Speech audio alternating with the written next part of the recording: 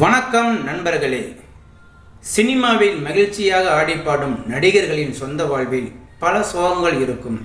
அதையெல்லாம் காட்டிக்கொள்ளாமல் தான் நடிக்க வேண்டும். இது பல நடிகர்களுக்கும் பொருந்தும்.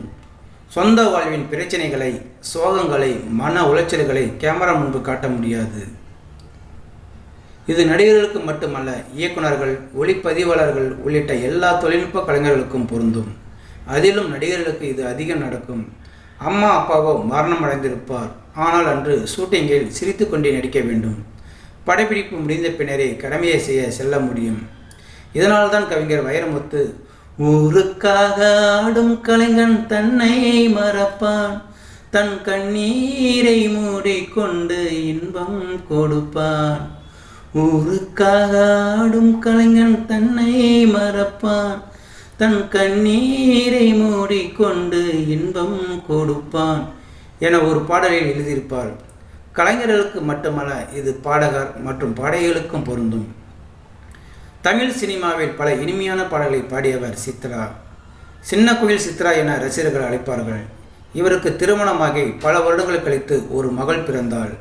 ஆனால் அவர் சந்தோஷம் சில வருடங்கள் கூட நீடிக்கவில்லையாம். அந்த குழந்தை இறந்து விட்டதாம்.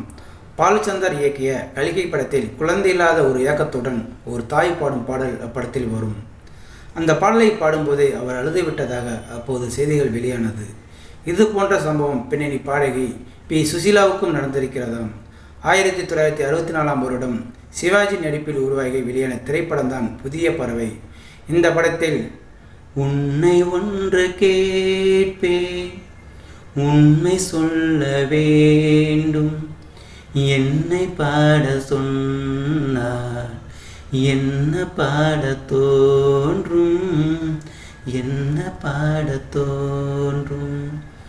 உன்னை ஒன்று கேட்பேன், உண்மை சொல்ல வேண்டும், என்னை பாட சொன்னார், என்ன பாட தோன்றும், என்ன பாட தோன்றும் என்கின்ற அற்புதமான பாடலை அவர் பாடியிருப்பார். அந்த பாடலில் காதல் பாட்டு பாட காலம் இன்னும் இல்லை, காதல் பாட்டு பாட காலம் இன்னும் இல்லை, தாலாட்டு பாட தாயுமாகவில்லை,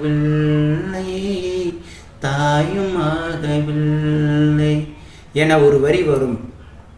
இந்த வரியை பாடும்போது பி. சுசீலா தன்னையும் அறியாமல் கண் கலங்கினாராம்.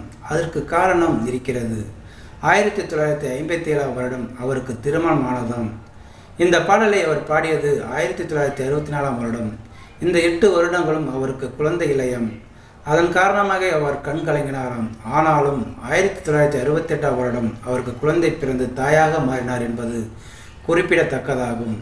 ஸோ நேயர்களே, இந்த வீடியோ பார்த்துருக்க நீங்கள் வீடியோ பிடிச்சிருந்தால் லைக் பண்ணுங்கள், ஷேர் பண்ணுங்கள். வீடியோ பற்றின கருத்துக்களை கமெண்ட் பாக்ஸில் கமெண்ட் பண்ணுங்கள். அப்படியே பக்கத்தில் இருக்கிற பெல் சிம்லையும் கிளிக் பண்ணுங்கள். அப்போ தான் நான் போடுற வீடியோ அடிக்கடி வந்து ரீச் ஆகும். மறக்காமல் சேனலை சப்ஸ்கிரைப் பண்ணுங்கள். தேங்க்யூ, வணக்கம்.